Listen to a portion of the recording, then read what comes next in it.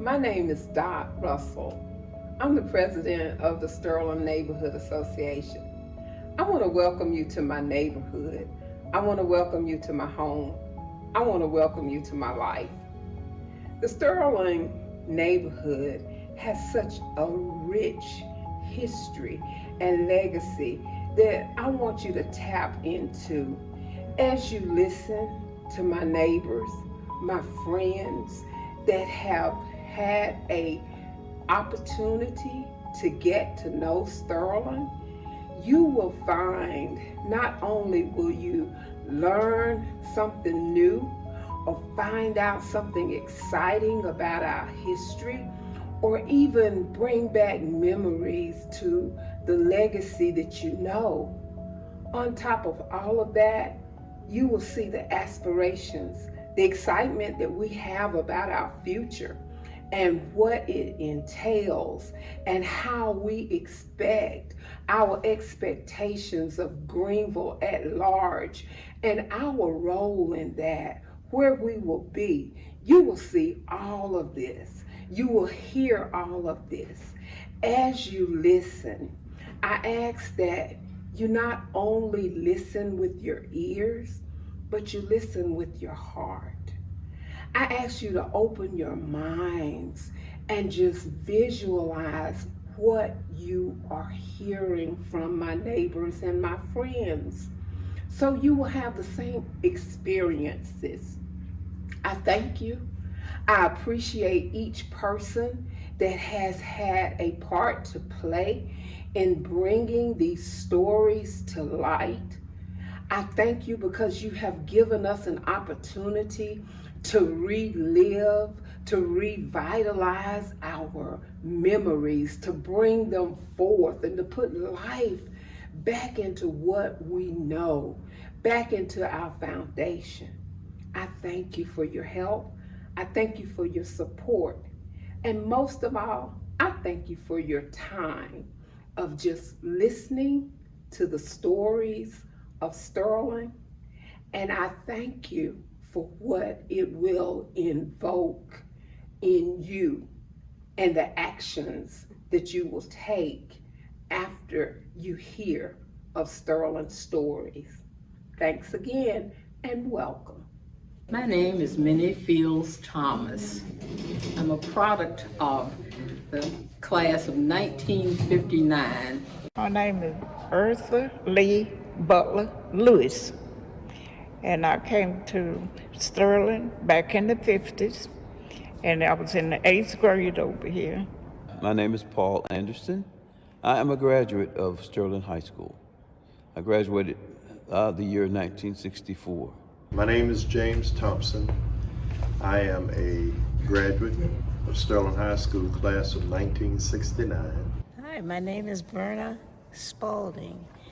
At the time I started coming to Sterling, I was Verna B. Pasley, Pasley, and I enjoyed coming to school here. It was great. At first I was kind of shy because it was my first time coming. I started like in the 8th grade and went through the 12th grade. And my experience was great. I did a lot of learning how to cope with others and how to get along with others. I met a lot of friends, and some are here at the center with us today who I went to school with. And it seems like a long time ago. I'm a graduate of the 12th grade from 1956. I graduated from Sterling, and it was nice. I wanted to be a cheerleader, and at the last minute I came down and tried out to be cheerleading, and I got on it. I was a cheerleader, and also I was a member of the girls' basketball team, and I enjoyed that, although I didn't make any scores really. I was a bench warmer, but I was a part of the team. Just being that satisfied me because I wasn't sure I could really play like the others were doing, but I really enjoyed it. My time at Sterling was some great years. I've had good friends. I played football here. As early as about 4 or 5 years old, everybody talking about Sterling.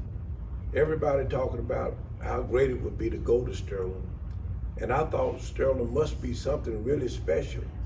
When I was in grammar school and walking home every day, I used to see all the older kids that went to Sterling walking because we all were in a segregated neighborhood, more or less. So you got to see a lot of people who had to walk, some of them great distances to get to school.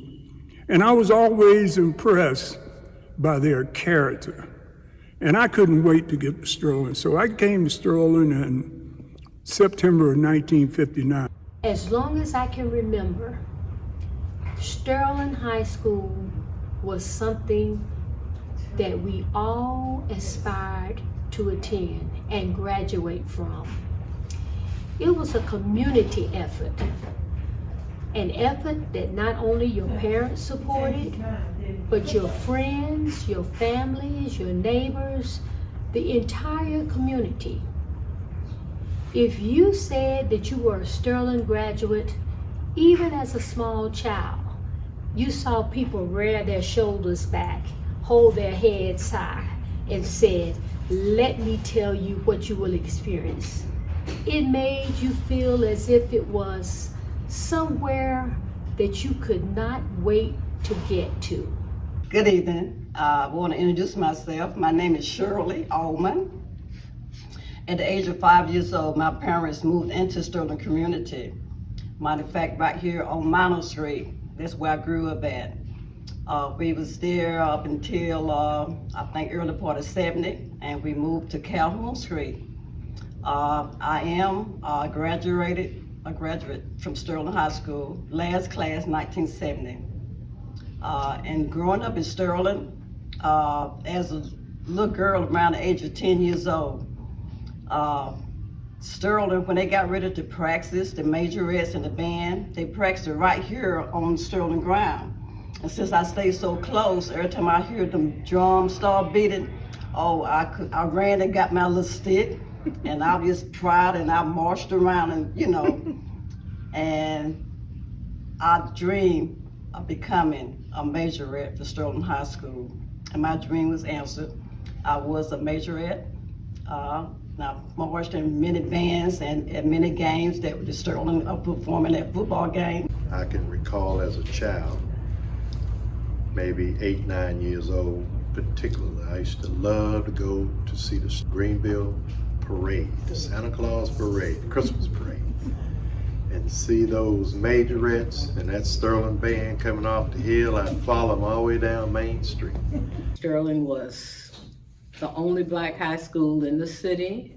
It was overcrowded, it was underfunded, and just so many things going on.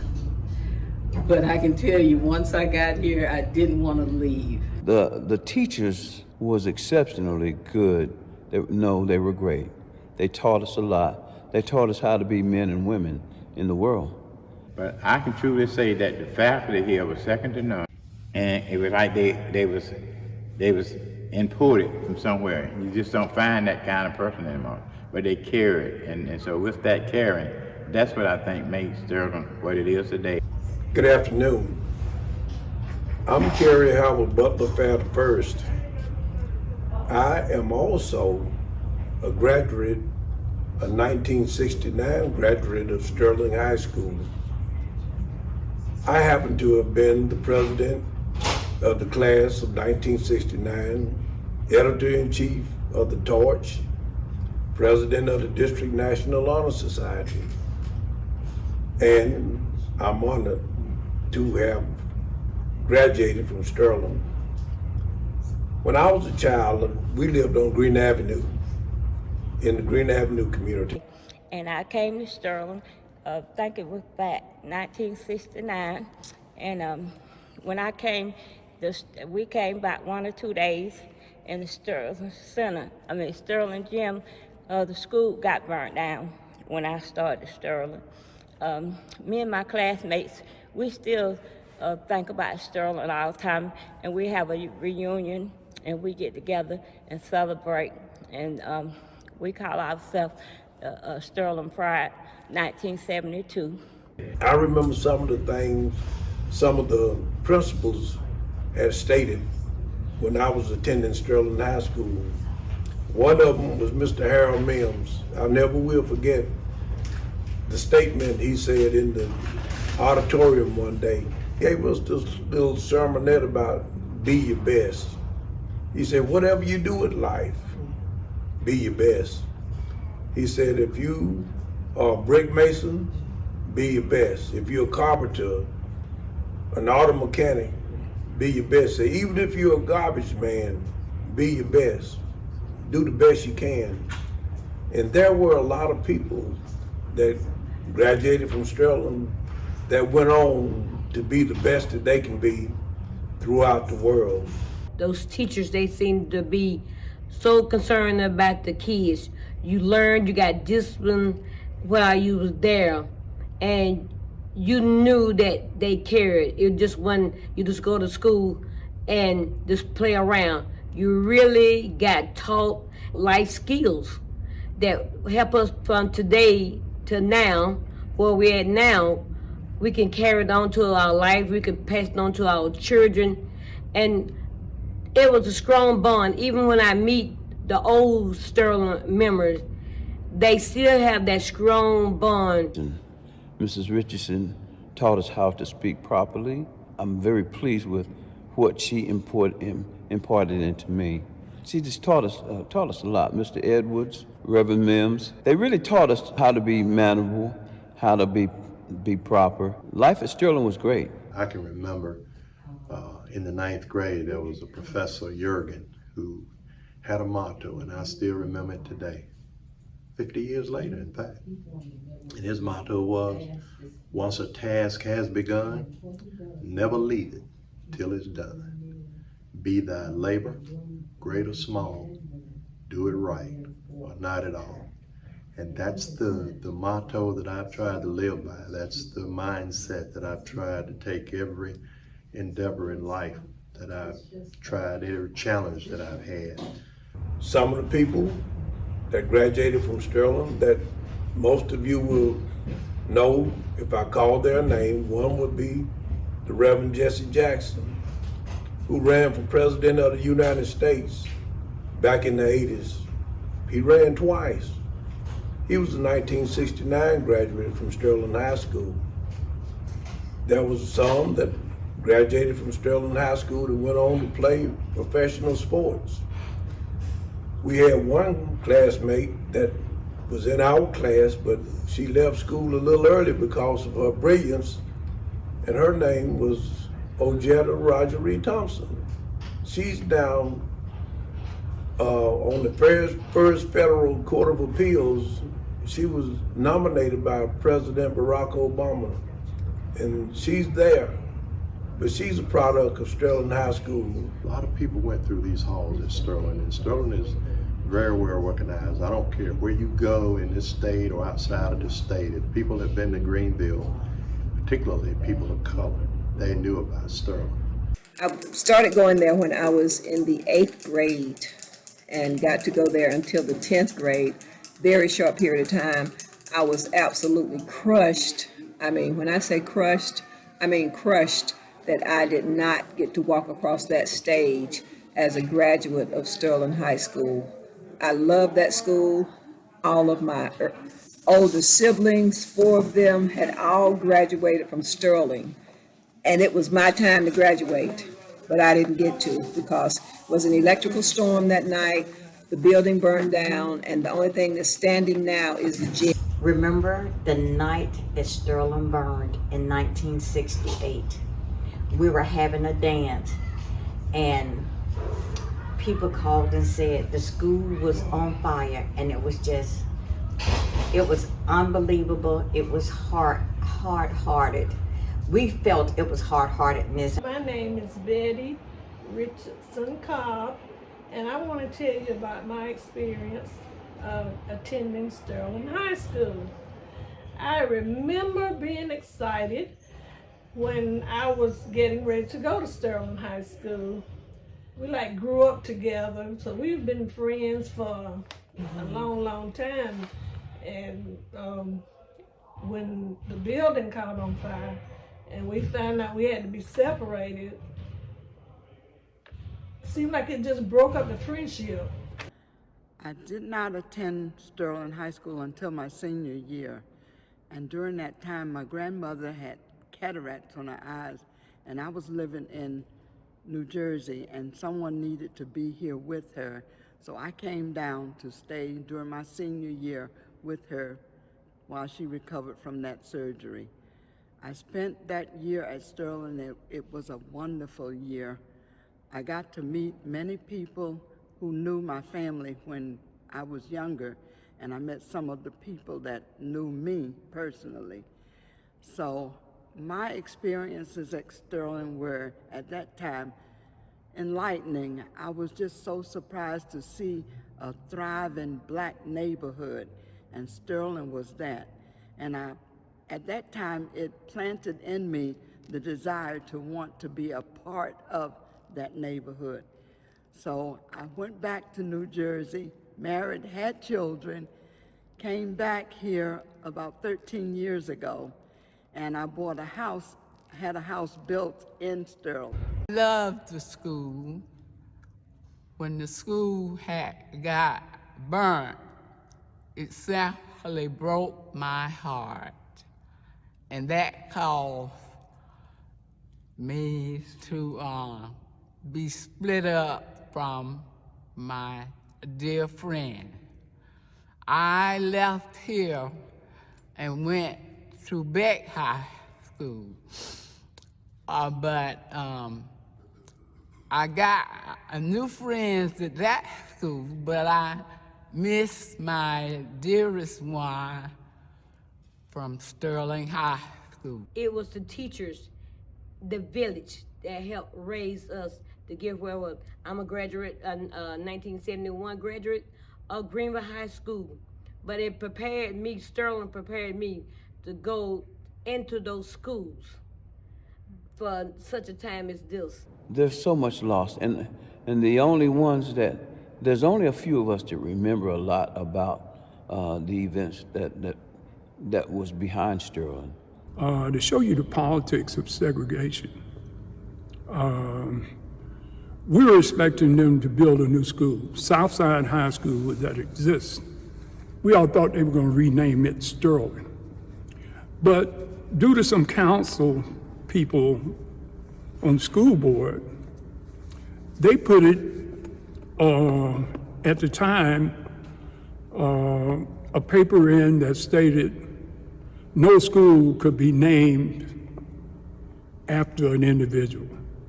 That's the reason you have East Side, South Side, Riverside, and these other high schools, because they couldn't at that time be named after an individual. And if you don't know your history, you're doomed to repeat it.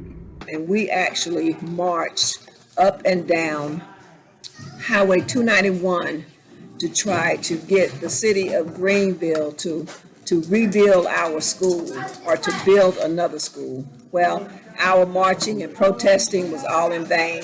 We had to go to school at night at Beck High. When they were leaving, we were actually coming. And we didn't get out till about 7 o'clock at night. It was fun times on the bus, acting crazy, but you know, we wanted our school. So they ended up giving us a school. They gave us Old Greenville Junior High School and built them a new school. So we went there for a short period of time until integration came, and then all of us were dispersed to other schools. But when I got ready to go to Sterling in 1967, Sterling was destroyed by fire. I was devastated. I was devastated. I didn't know what would happen to our class or where we would go. But we ended up going to Greenville Junior High School on Westfield Street until the school integrated in February 1970. While at the new Sterling, which was on Westfield Street, we enjoyed the short time we had to be together. We had teachers that were teachers, role models, mentors, and surrogate parents. They cared for us and insisted we do our very best at all times. I still keep in touch with quite a few of my teachers that are still living. Sterling High School lives on, and all of us who walk the halls and benefit from the lessons taught. Although that physical plant is gone, fond memories of Sterling High School will serve generations and still linger in the hearts and minds of all the Tigers near and far. Go Tigers! And since they closed Sterling, I bet you most of the people that went to Sterling are 60 years old or older now. A lot of our kids, people that we come in contact with, say, what is it about you people that went to Sterling? You know, there's a certain character trait that was developed in all of us. And I was asked one time, say, define what a Sterlingite is. Very difficult because we're all individuals. But what I can say is honor, pride, and thankfulness for those who contributed to our growth. In every group of people, everybody doesn't make it. But for the ones that did make it, if they went to Sterling, there's a strong love and affection that we feel for this holy ground. Sterling turned out a lot of leaders, a lot of great men and women. Jesse Jackson's one of them. I could name a few, quite a number of them. You had professors. We've even got a few millionaires. Sterling, if it had lasted, I think would have caused a great impact on Greenville. I think the second time it burned was even more horrible because a lot of our earned, a lot of the records were burned, the pictures and all burned, and really the only thing that's left really is this wonderful gem. Hello, my name is Mary Neal. First, and giving honor to my Lord and Savior, Jesus Christ. I am a resident of the Sterling community. I've been a resident of the Sterling community for over 60 years. I still live in the Sterling community today. Sterling means a lot to me. It means a lot to me because I grew up on South Leak Street. And the objectives that Sterling High School set for their students were very high standards. And although it's been more than 50 years ago, we're still living up to those standards. And during the time of attending Sterling, unfortunately, I didn't get to graduate from Sterling because it went up in a fire, and that's the year of the torch. But that was in 1970, and so I would have been a graduate of Sterling had it not been burned down. Well, hello, my name is Cheryl, and let me give you my maiden name, which is Sherman. I grew up with the name of Sherman. That's my family's name, and we actually grew up in Sterling. So I'm raised here, born here, everywhere. We've lived in two places within the community. The first place that I can remember is on Jenkins Street, and we call that the short end of Jenkins Street. And then we later moved to Leach Street, which is just across Dunbar. But my family has always lived in the Sterling community. So this is the community that I know, this is the community that I love. My name is Beretta Lindsay, and I'm not a Sterling resident, but I grew up in this community. My grandmother bought her home at 211 Malloy Street in 1942, and her sister followed suit and bought her home at 213 Malloy Street in 1943. We still have my grandmother's property here in Sterling. So for over 50 years, we came back and forth to the gym and the surrounding areas, the churches. This community was a community of pride. You didn't have to go outside of Sterling to buy groceries, to get your hair done. If you wanted to get your laundry laundered, we had cleaners in the area. And not far from here, we could go to Pendleton Street for items that we didn't have.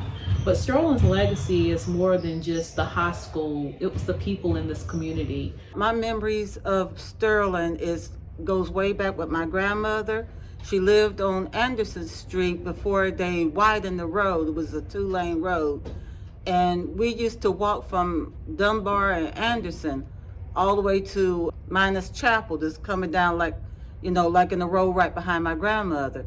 I remember growing up in the church and the houses that used to be around the churches until they all was knocked down and it was just a lot with just the church on it. I remember a lot of the neighborhood corner stores and mom and pop stores here. There was several of them. And there was one favorite one. I used to go to Johnny Howard that was, I think that's Calhoun and Dunbar here. Well, the building is gone. There's like 3 houses in that spot that one store used to sit at. And I remember when Sterling itself used to be very popular. People used to drive for miles to come into this area. And it was a swimming pool over here at one time. And it always stayed busy in this area, always. That's about all I could say. So at the time when I lived here, I enjoyed staying over here in this community. And then my oldest daughter had got a house over here as her children got older. She stayed on here, but the house that she used to live in, I see they don't tore it down. So Sterling was just a great place to live. So I enjoyed it the time that I lived here. It's prominent. We had black-owned business. We had your barber shop. We had your beauty shop. We had your dry cleaners, your fast food restaurant. All of this right in this area. As a little girl, matter of fact, it was 8 of us growing up in this community. And we also had the local neighborhood store. And we all was, one thing about it, they said take a village to raise. Pretty much Sterling community in the neighborhood was about like that. Every neighbor, kids, pretty much we were safe because my neighbor, if I did anything wrong or whatever, they were surely gonna diss me and make sure it got back to my parents. And a neighbor, it was just like, if my mother's cooking and ran out of some flour or sugar, we could go next door and get that cup of sugar. I have to say that being reared in the Sterling community is really the foundation of who I am and how it got me to where I am as far as a leader. I actually now reside in the same house that my parents built the year I was born. And there in that family, I had a sister and 4 brothers. My father was a pastor at a church here in the neighborhood, and my mother worked at the hospital.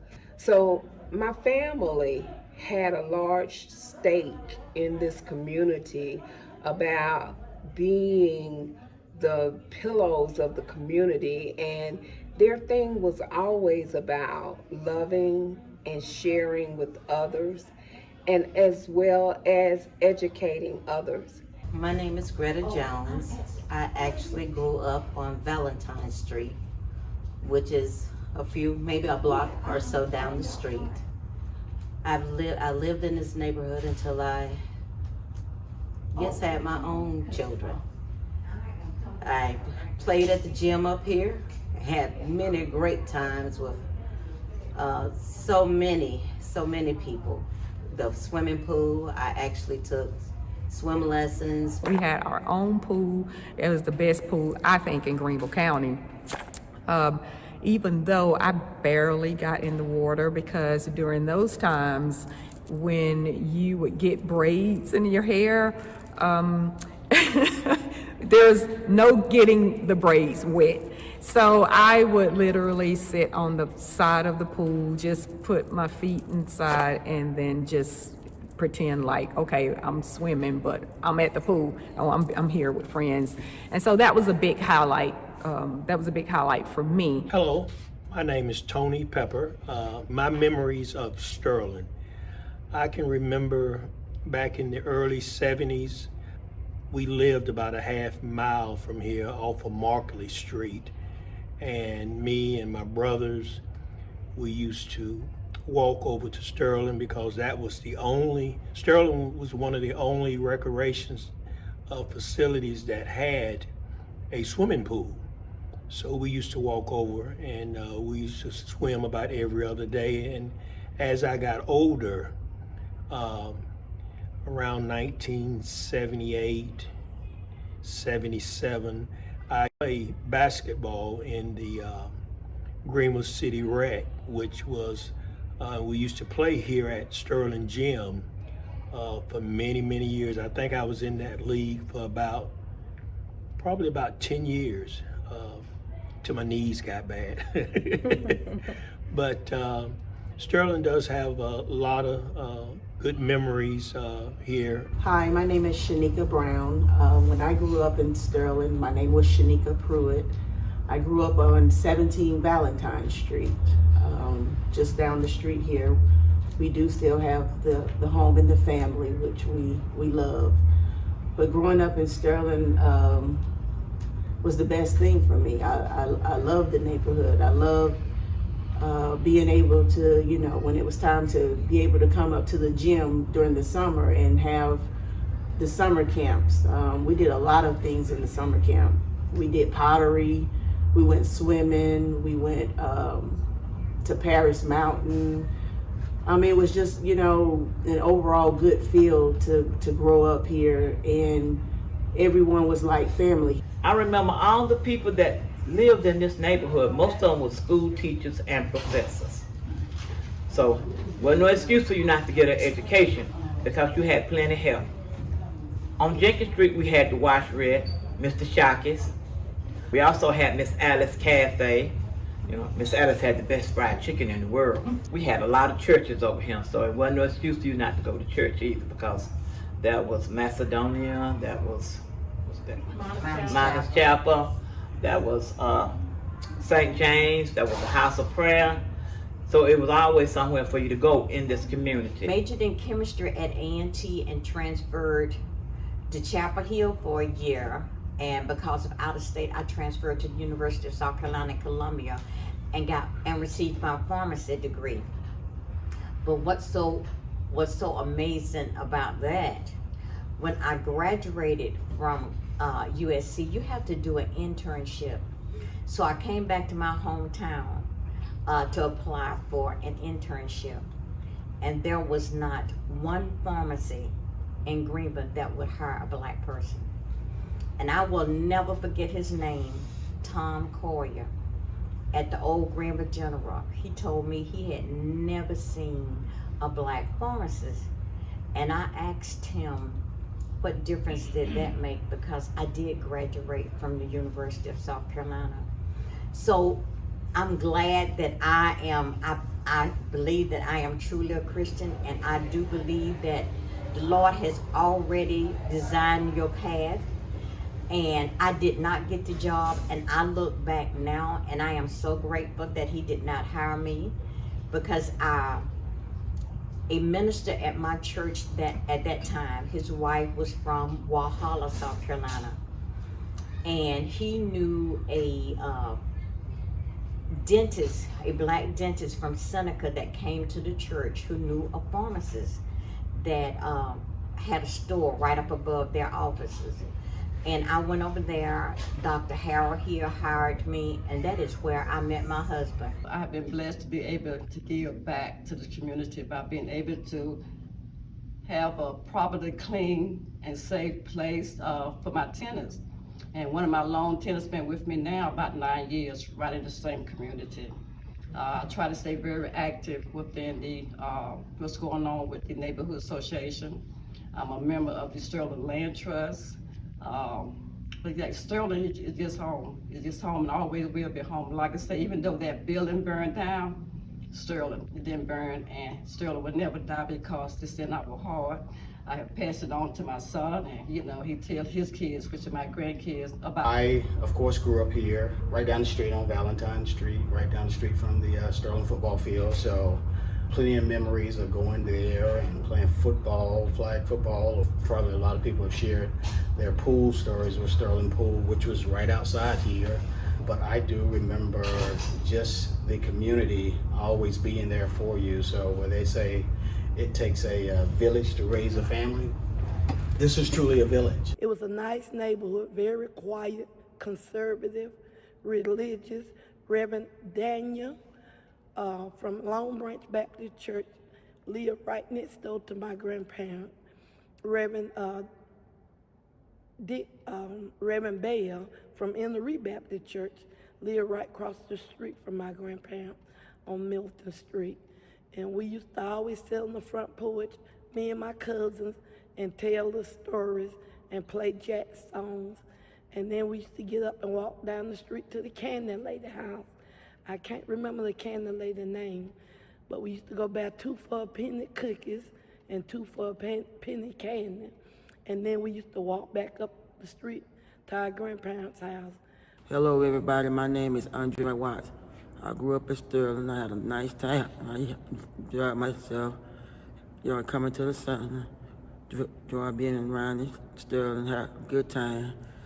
Enjoyed the people back then. Enjoyed Miss Bessie, Miss Alice. I enjoyed coming down here with Sylvia, Paulette, Monroe, Mr. Bobby, all of them, you know what I'm saying? It was good people. They took care of me. I really enjoyed being here after school program and stuff, and just being around lovely people. When school was out, this is where lots of the kids in the neighborhood, we came here here at Roscoe P. Sadler Gymnasium. We called it the gym. That was the term of endearment we used for this place. We came here, we did a lot of things. We had summer activities, we did arts, crafts, we went on field trips. We shot pool, played basketball, played tetherball, wrestled. We used to have wrestling matches. A lot of my cousins and other friends, they had belts that they won because they were the best. I didn't particularly participate in that. I wasn't the king of the mountain. They were. So I was running around here with all my cousins, my cousin Tara and Travis and Choo Choo and Tamika and others I know I'm forgetting. I hope they don't jump on me, So we spent a lot of time here. You see summer basketball camps that were held here. Lots of people that helped mold us, that taught us the value of community, that taught us, how to take pride in what you're doing and also accountability. I had some poor choices I made in here. I had a couple fist fights. I had a couple shouting matches. And if you did violate those, you were sent home.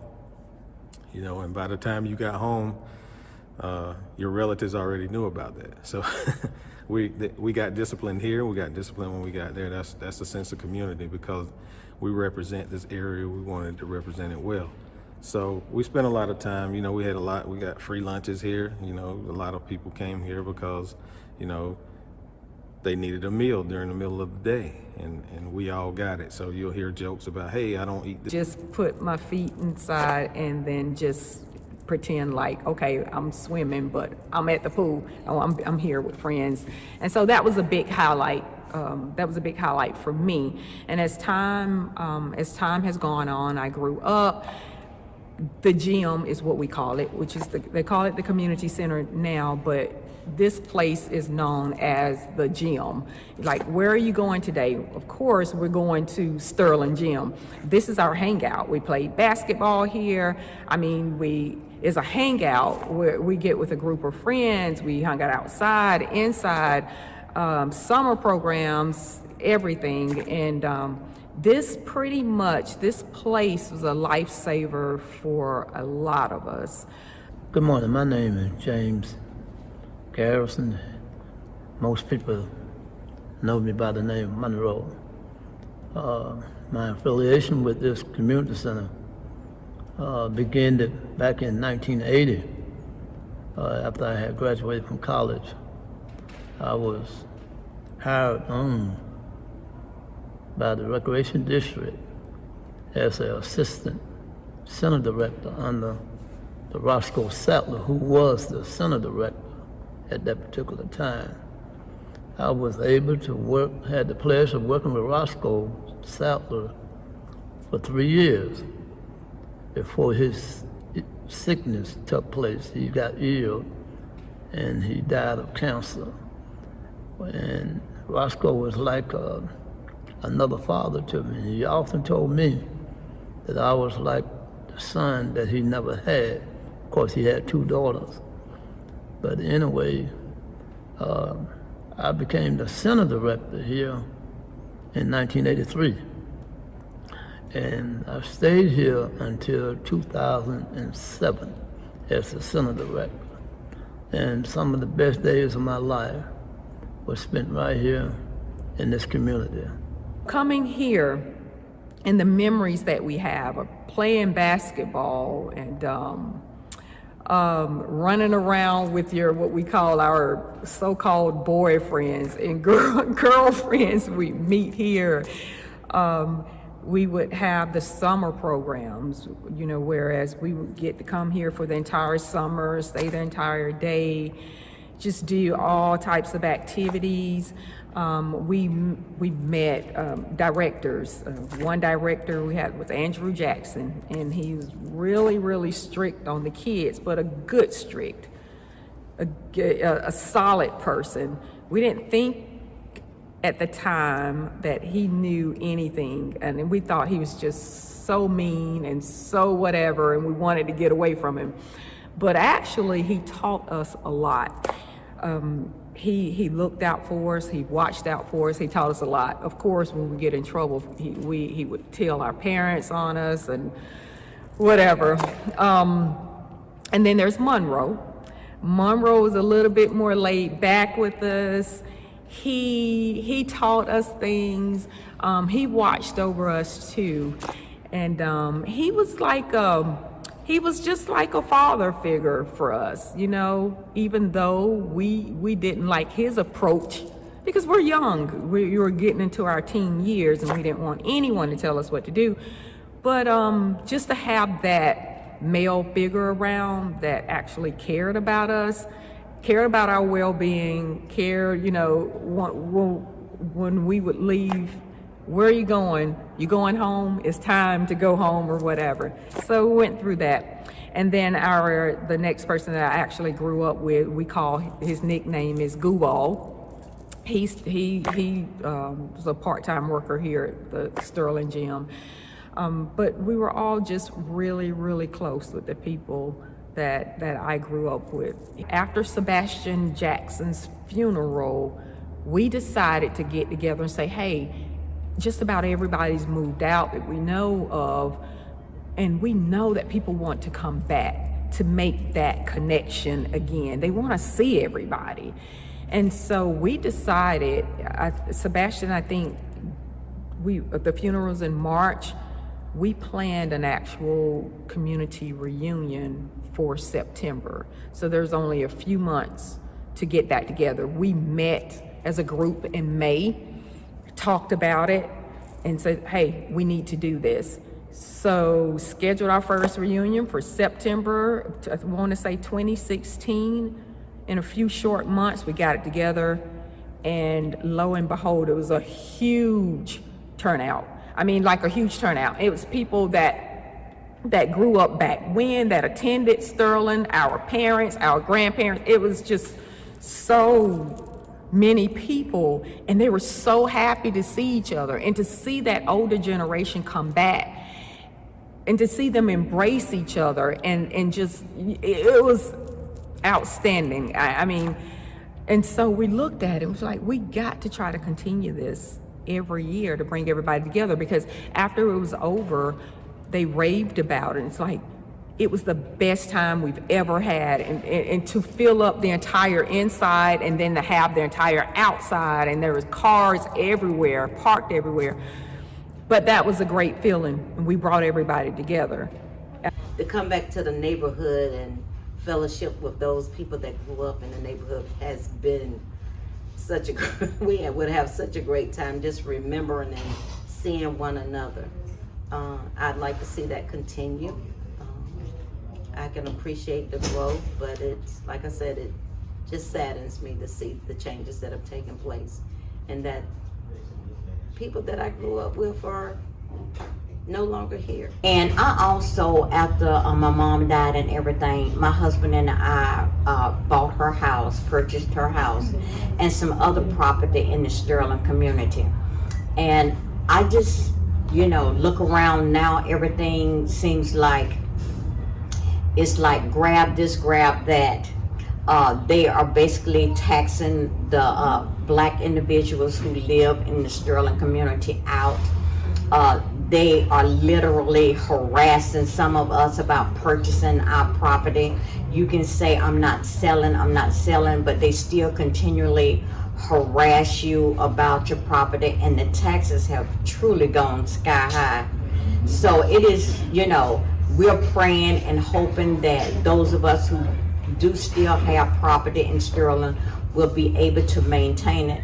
Beretta and I are trying to work together and even like helping folks with their taxes and purchasing some property, so we as members of the Sterling community can continue to maintain a legacy in this community. The poor people that live here, I'm not saying I discriminate, and it's good written that whatever hit you would never miss you. So, I would like to see a little bit more development for us homeless people, because they got plenty of land around here. And I don't know where it's going to or what it's going to do, but just being in this Pacific area, I myself have found quite a venture for work mode and living mode and people and like I say, I've been a well-traveled person, so it doesn't matter where you at. I understand, long you know how to adjust with people, live with people, and carry yourself in accord. My name is Paulette Brooks. I am the center manager for the Sterling Community Center. And I didn't start off as the manager of the Sterling Community Center. In 2011, I was hired as a part-time summer counselor. And little did I know then the impact that Sterling would have on me coming in to this facility. I didn't know the rich history of the Sterling Community Center, but as I stayed and became the manager, and seeing people come in and talk about the love of the Sterling Center, not just the center, but when it was a high school, the love of the area, it's beautiful. It's a beautiful thing. And since becoming the manager, my job here is to facilitate others and to expand the vision that was already here prior to me getting here. And one of the visions that I have for the Sterling Community Center and the Sterling community as a whole is to be a beacon of light. When I first came here, and even up until now, we have a lot of activity, extracurricular activity, and it's not always good. But even with the drug addicts and the homeless population that is around here, the people still take pride in this place. They take pride in the Sterling Community Center. So my vision for this place is to be a beacon of light, not necessarily to change the homeless population or the prostitute population, because they may not want to change. But if we can be a beacon of light to let them know that we embrace them regardless of their background and what they have or don't have, that is what my hope and desire is. And to be able to be a hand up and not just a hand out. I want to help those who want to be helped, and those that don't, I want to be I guess a set of arms to embrace them. Hi, my name is Dina Harris, and I am working currently with Favor Upstate. I'm the Community Outreach Director there, and I'm real happy to be here today. I am a native of California, Los Angeles, California. I moved here, and I've been here over 15 years, probably more like 20. And when I came with an addiction. I was running from LA, where I had gotten caught up in crack cocaine, and that was my life. And so coming here, I thought things would be different, and that's not what the case was. So in getting here, life took its shape and its form, and I ended up, I moved to off of Haney Street in Greenville, South Carolina, and that's very close to Sterling. And I had a family, 3 kids who were grown now, and I was married at that time. And myself and my husband were caught up in smoking crack cocaine. And everything that we did and had was caught up in crack cocaine. So my Sterling story is just this. At that time, I would hear that, okay, there's good dope in Sterling, and there was a prostitute that would come in all the time, and I don't know where she is now. I haven't seen her in a while. And I would talk to her about coming off the streets, and she wasn't interested in that, but she would come and sit and have conversations and talk to me about, her life, and I would give her an encouraging word of, you're gonna be okay, and don't let anybody misuse you. And I'm sure somewhere I planted a seed, and that is what the Sterling Community Center does. We plant seeds, and someone else will give the increase. Someone else will water, and of course, I believe that God would give the increase. My name is Mac Mertens, and my big connection to Sterling is I built a community garden at the Sterling Hope Center for my Eagle Scout project. And I originally had no intention really of doing this garden because I had something planned and everything for the summer of 2020. And ultimately, like many of our plans, that fell through. So there I was, needing a new project. And it just so happened that my father, just kind of on a whim, put me in contact with Miss Sylvia and said, this is someone who you might want to reach out to. I know she has helped a lot of people. Her son's an Eagle Scout, and I'm sure she can give you a few ideas. And I called her, I got her email from that, and we started talking, and I found out that the garden at the Hope Center had been overrun with weeds and a fallen tree, and it really needed refurbishing. So I got to work setting that up, and over the process of about 6 months, 5-6 months, it went from just a field full of weeds with a broken fence and a fallen tree to a whole new 30 by 45 foot garden with planter beds and mulch and a chain link fence, and something that I not only felt proud of myself, but something that I knew would be meaningful to the community, something that I knew wouldn't just have a plaque on it that says Eagle Scout by so-and-so, but something that I knew would be used, and something that I knew would be more than just something to look at. So that really was my drive in this project. That was what kept me going on those hot July days or cold October nights. Hi, I'm Jared Davis. I'm from Fourth Presbyterian Church. I'm going to tell the story of how I became involved with Sterling. I would play basketball at church in open gym with Tim Taylor, who one day asked me if I wanted to go on a trip to take the kids somewhere. And so I really don't remember the first trip. We probably went for a hike or something, maybe up at Table Rock or Paris Mountain, and just kind of fell in love with the kids and being outside and showing them experiences. And from that, it evolved for me being heavily involved for the better part of a decade with Sterling, being the liaison between Fourth and and Sterling, and just really became a passion of mine to help and to try to get this community to back where it was and back where it still can be.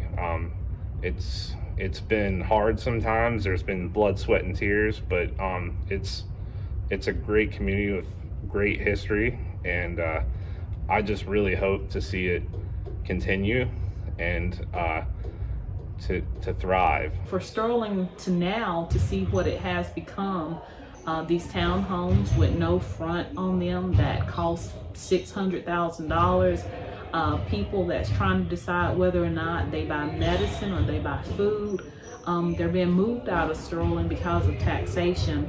And part of the thing with Sterling is we have to give back. We have to give of our time, but we have to find ways and opportunities to spend time with the children here, with the elderly people, and use whatever gifts God has given us to maybe help with the land trust or the neighborhood association, which is the things that I try to do to give back and be a part of. Sterling has a large legacy. It's not just a legacy of how people succeeded, it was just how they lived and what they wanted to see for Sterling. Sterling to me means hope.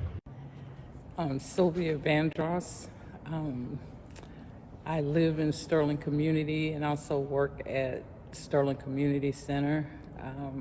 I've been in the community for over 20 years. First thing I noticed about moving over here was that changes was happening. And I noticed that on Arlington Street, how the houses were being torn down and new ones was going up, and then over at on the gym side, how homes were being torn down, and you just didn't know what was beginning to happen. And we see now the gentrification of the community happening. For us, the community center, working here, once I learned how to work in the community, and I learned that from Miss Reed, who no longer is with us, who taught me a lot about building relationships in the community and finding people to help me work with the neighbors in the community, and getting to know the families, building trust within the community, with everybody. That was some of the biggest things that I have learned, and also through working with the seniors, I learned community. My daughter brought me to this center, Sterling, and I met a very, very nice crowd. I was introduced to another Betty White. Then another Betty Jean. I think it's around 5 or 6 of us. So that name is Precious. A member here, and I have enjoyed being here. I like working with the coordinator, and my grandkids, they became a member of the summer program, and my great-grands now, they are a member of the after school and the summer program. My name is LaSamra, and I grew up in the Sterling community. My mom is Sylvia Vandross, so I volunteered a lot over here as a child during middle school and high school. I was also a part of the junior leader program here at Sterling Community Center and a part of the bike club that was formed here. And then I became a summer camp counselor and kind of stayed in the realm of the job. Basically growing up here, I learned a lot, was able to grow up around people, meet new friends. Community. as I appreciate the changes that are happening, but I would love to see the community center, of course, being a larger service to the community where we are providing more programming to the residents and having more of the residents being involved in the center, especially our teen community. I also would like to see more of our home ownership, because as we have seen over the years, people who rent, that's not a permanent home. And they can be renting, and then the owner of the home decide to sell it, and then they're without a home. We've seen a lot of that. So I would love to see more home ownership, people being able to thrive, and the community center playing a big role in that. I graduated from Sterling High School, and I'm now a real estate broker in charge and a licensed South Carolina residential home builder. So that's what I do. Among other things in the community, one of the things that I do, I sit on the board of the Sterling Land Trust. This community, for those that need housing, first-time home buyers, people that can't afford homes, we're trying to find places for them to rent. And so we're gonna build and do what we can to give back. We realize that there's a lot of changes taking place. Some will call it gentrification, but at the same time, people that grew up in this community with me, that live here, that love the place, we want to make sure that they have a place where they can reside and enjoy and begin to teach the children that come behind them some of the values that we were taught. Values about being your best, having pride in your community. And what I would like to see for the future is I know that things are changing and we need that change, but I don't want it to change so much that it loses the actual authentic Sterling, you know, the historical Sterling. And I've just been recruited recently to help out with the land trust, so just getting kind of involved in all these different aspects of the community and a lot of the things that make Sterling such a special place.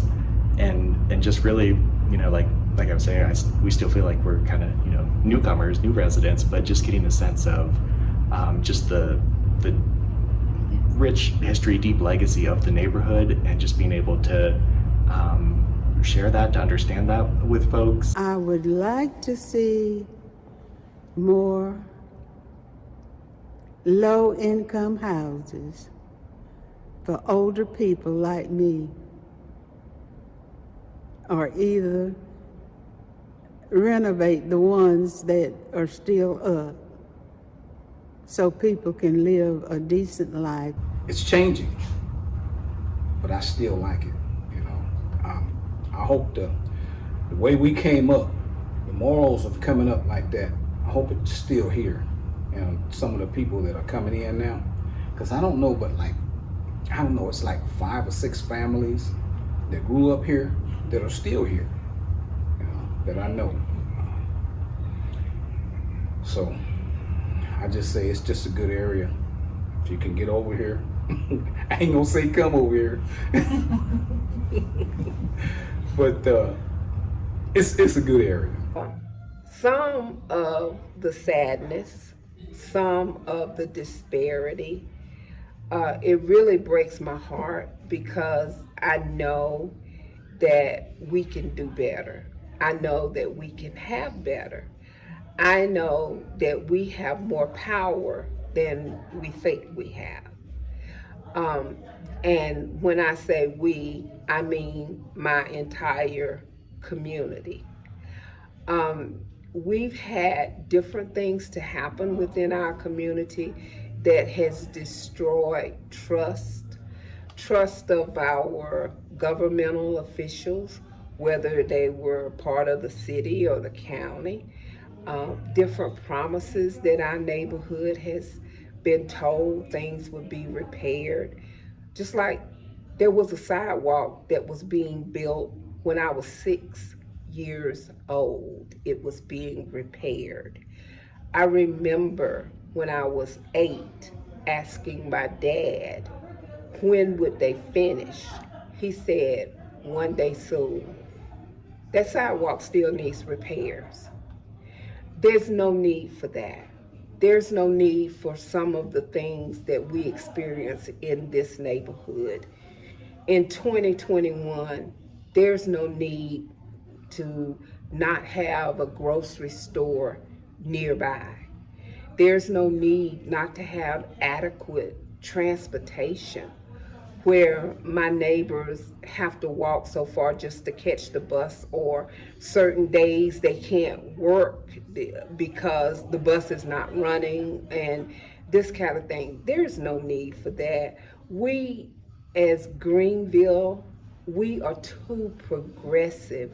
We are too smart. We've got too much within us to have communities within our grasp that are still suffering when we have other communities that are very vibrant and they're exploding. Now, one of my goals that I would like to see in this community is to increase homes for those that's qualified to be homeowners. And if they're not qualified, then I would like to see a program established that will enable them to be qualified so they can be homeowners. This is a great community with a lot of history behind it. One thing that I would just dearly love to see is that corner revitalized and made into even a museum, because it has so much history.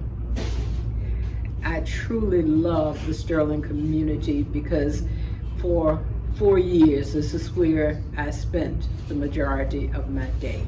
That is my hope and vision for the Sterling Community Center and the Sterling community, that the people who have pride in this community would stay in this community, and that they would continue to come to this beacon of light when they need assistance, or when they just need a word of encouragement, or when they just need a helping hand. So that is my vision.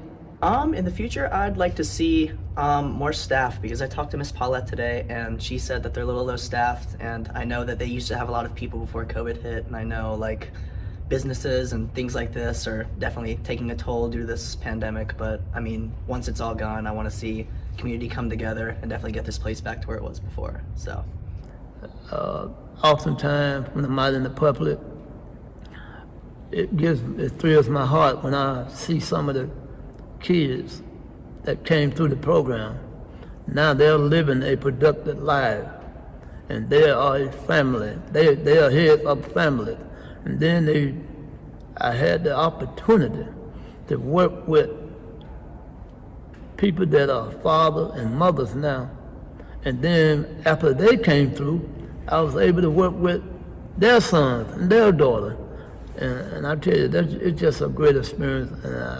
And I thank God for my time at Sterling Community Center.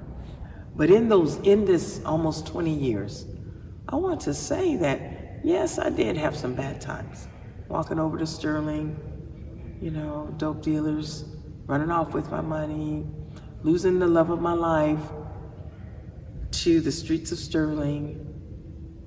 I can honestly say that over that time, I have seen the Sterling community being uplifted, things changing. So there are other people that are part of the solution, and we're getting out of the problem.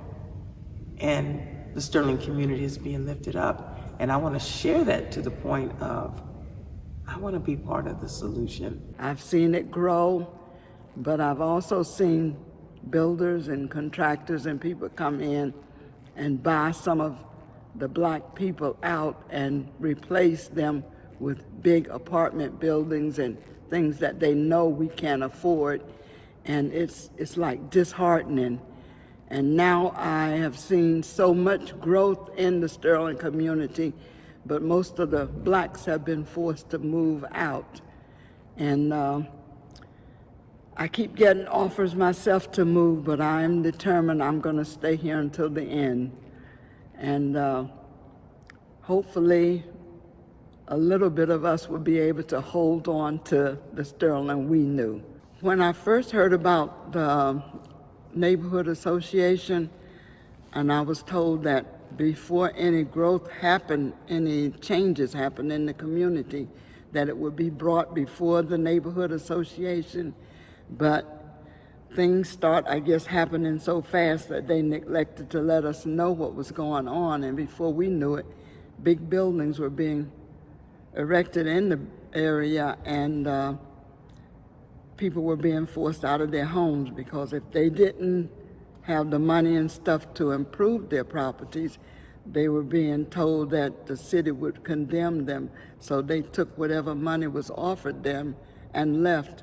But I'm praying now that younger people will take a more interest in the community and try to help us save this community. There's an opportunity to open a business here. What about that cleaners? You know, Mr. Sharkey, bless his soul, he's long gone, but there's sons.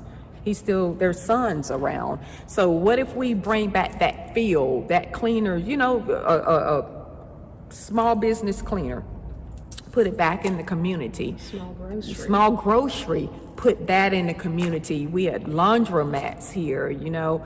There was a little bit of everything. Because, you know, back then, there was some people that had cars and some people didn't. So things needed to be close for us to, you know, walk around to get to. And that's what I would suggest. I pray that this documentary will touch the hearts of somebody and maybe expand on building up this community again. There's a lot of revitalization going on, I've noticed, but not to remove the people who were here years, but to be inclusive of those people and not just have a lot of regentrification where you build these mega homes in this community. Don't push the people away from what they know and from where they grew up, and people can come back and remember their families lived here, lived there. So please, if anything comes out of this, I feel like the ancestors are really speaking to us. You know, Dr. Mims, Mr. Chapman, all of them, Mr. Kearns, who were instrumental in our education. They're speaking to us through these interviews, and I know that they would want the Sterling High School memories to continue on far more in the future than 2022. This site should be labeled a historical site so that it can remain here in this community and not be destroyed. Sterling now to be, you know, regarded as a blight of Greenville County when it was actually a light of Greenville County, and now for that light to slowly be burning out because of now developers come in with big money and they behoove the people that are here into thinking that, hey, you can take this money, you can go somewhere else, when in fact there's nowhere else to go. So for my family, Sterling is always home. It's a place that we can come to. We know people here and we can stand out and talk to them for hours. It's just a place that when you leave home and you get something to eat, you always want to just go over and see what's happening in the neighborhood. So even though I'm not a resident, I feel like I have been a resident all my life because I know every street, crook, and nanny, and church, and I can call on people at any time, or people call on me, and it's just a sense of belonging here in Sterling. So I encourage anyone that has an association with Sterling to reach out, to reach back, to give of your time, even if it's for a couple of hours a month. It's worth doing, it's worth preserving, and I hope that this video finds warmth in your heart and prayers for all of us, for this is our community, this is our community of hope, and we have to keep Sterling pride alive. We often think about once we get involved, it has to be financially. There's so many needs in Sterling. Just getting involved in the neighborhood in and of itself. Sometimes we might have a cleanup day, or you just want to go and interact with some of the neighbors and let them know you haven't forgotten about them. At one point, Sterling was the first African American community that was developed in Greenville, and it was one of the richest African American communities that existed in Greenville. And we can't reconnect or rebuild what we had, but at least we could take advantage of this opportunity to try and make it better in today's date of 2022. Now I'd like to also provide you the email address. If you would like to learn a little bit more about the Sterling and the Sterling Land Trust, as well as the Neighborhood Association, you can go to the website, which is located at Sterling, and this is all lowercase, Sterling Land Trust GVL.com. And I'll repeat that, Sterling, all lowercase, Land Trust, one word, GVL.com. That will get you to our website. You can navigate around in the website and see all the different functionalities or areas or ways in which you can get involved and see what's going on in Sterling. Our next charge with the Land Trust is to build some more affordable housing. We see the need. We want to make sure people who would like to get involved and want to live in Sterling would have the opportunity to do so. And by building these smaller units that we plan to build, it will enable us to put more people into Sterling, maybe some grandmothers who are single, living alone, or veterans, or people with disabilities and would like to live in the proximity of downtown Greenville. These next complexes that we put in will enable us to do that. So again, on behalf of the Sterling Land Trust, I hope if you've enjoyed the video and you'd like to go back and watch it again, feel free to do so, but share it with your children, your grandchildren, and just let them know this is what Sterling means to a lot of people, even today. Sterling has been gone now since the mid-60s, but yet it's still deep in our hearts. The blue and white runs deep in our blood, is blue and white, and it runs deep in our souls. So for that reason, we continue to appeal to keep Sterling active and live in a lot of people's minds. So that being said, again, on behalf of the Land Trust, we thank you for your time, and we thank you for any contributions that you might make in the future. Thank you. Bye-bye. Sterling High School, Sterling High School, Sterling High School, bless her name. Will we in the feet of victory, we'll lawyer just the same as we sing for Sterling High School. Sterling High School, Sterling High School, bless her name, and in defeat of victory, bless her name.